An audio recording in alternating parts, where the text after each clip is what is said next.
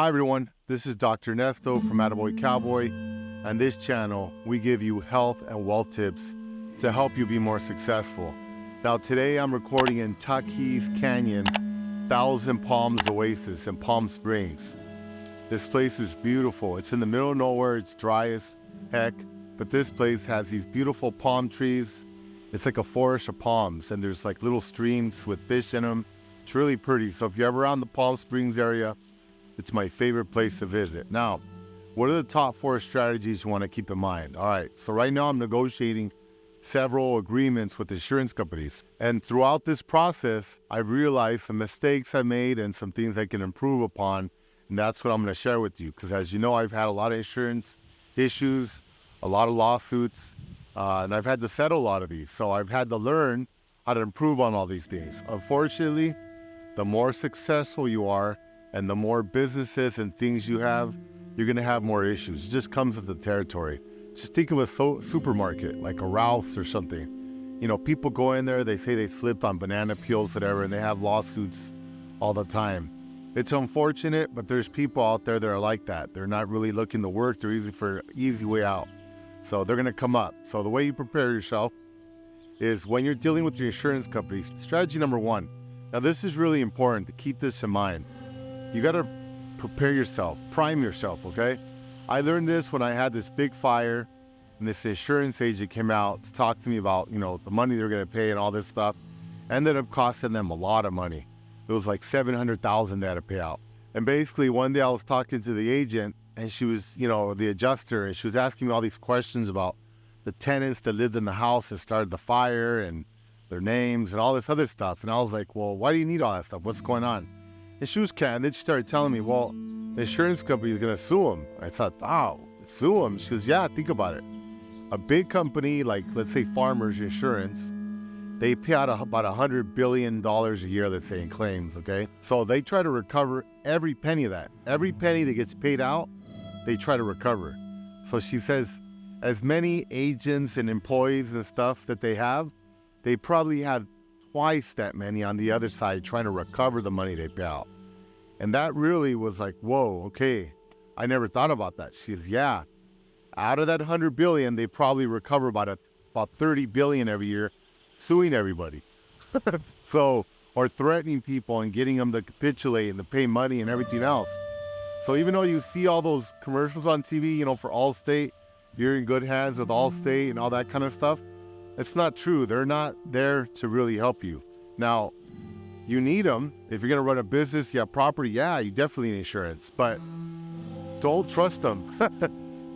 Work with them, but understand that it's a business. You respect them. Understand that you have to cover yourself. You have to protect yourself because they're not there to protect you.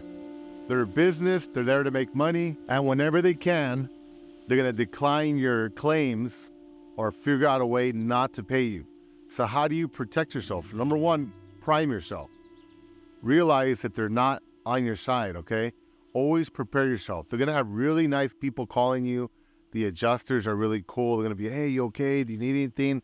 Sure, all that is part of the deal. They're trained. These are multi-billion, probably even some of them close to trillion-dollar companies. And they're prepared. They know that if they're nice to you in the beginning, when you're not feeling good, you're unhappy because you crashed your car, you burned your house, or you got a lawsuit from someone from an umbrella policy, sure, they're going to be really cool.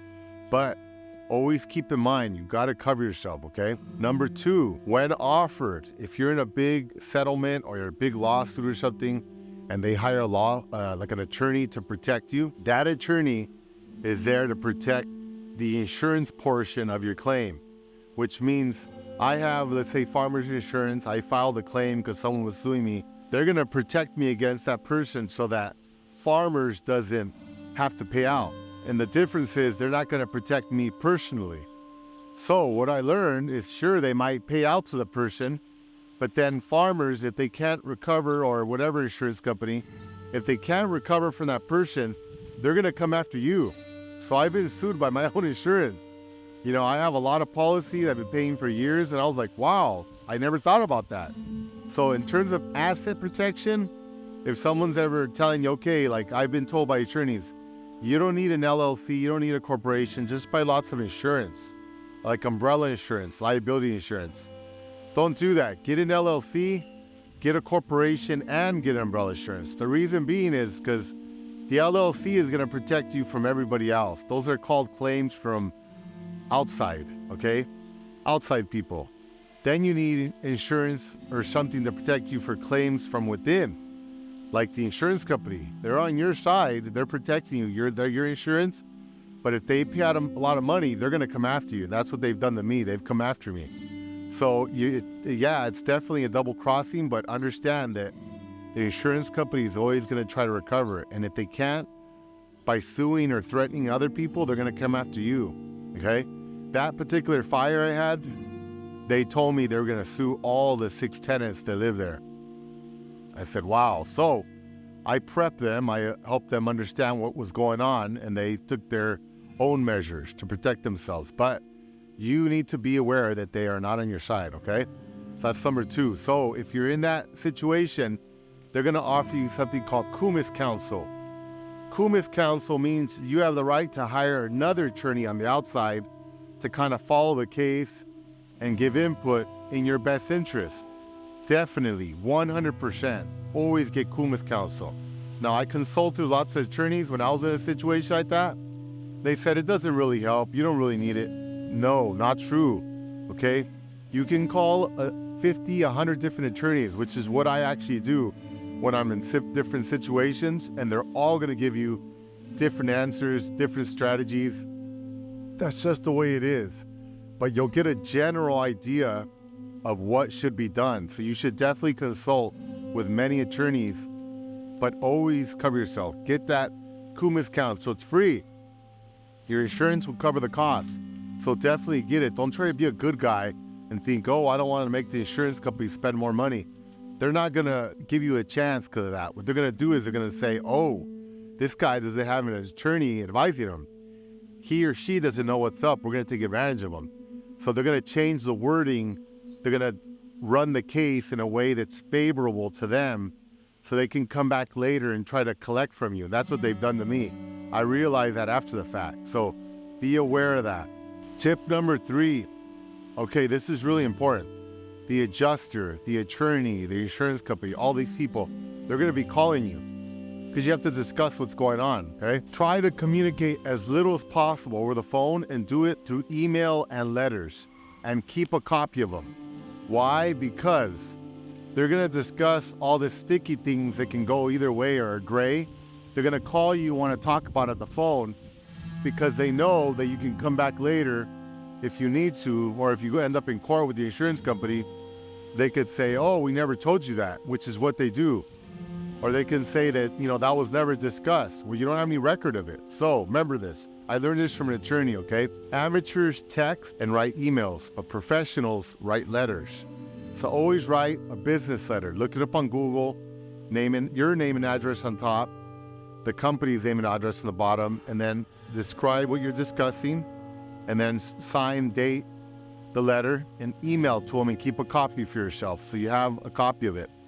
I do that, and sometimes when it's something sticky, the adjuster won't respond. They'll have an attorney from the insurance company respond to what I wrote. Sometimes you're gonna have to talk to them on the phone, and I do. I'll talk to them on the phone, and then I'll summarize our conversation, and I'll put in all the things in that letter that I feel I wasn't happy with, or I'm not sure is something that's going to be in my favor, that I'm not agree with, okay? Sometimes the insurance company will pay out a claim, and they'll say, okay, you're sued for, let's say, $100,000. And you're sued because, I slipped in your grocery store, you yelled at me, and maybe you cussed me out, all right? Let's just say those 3.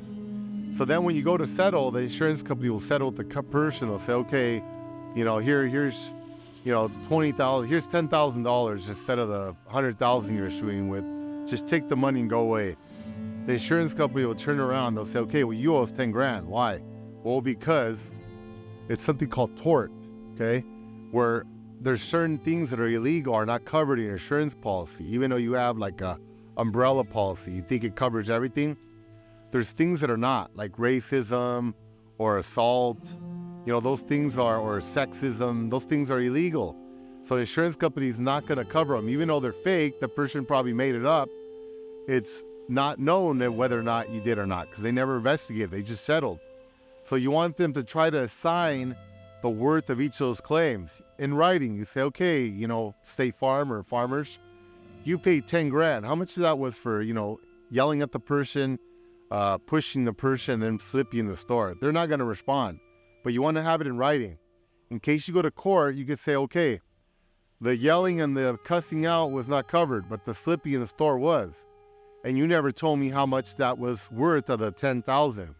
Was it 50%? Was it 60, 70%? So that creates a problem for the insurance company in trying to recover from you.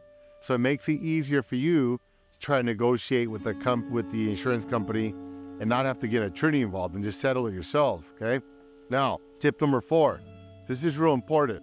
Now, you can negotiate a little bit with the insurance company, but again, do everything in writing. And play hardball. Start really low. They're going to come in really high. They're going to ask you for the full amount plus legal fees plus all this stuff, okay?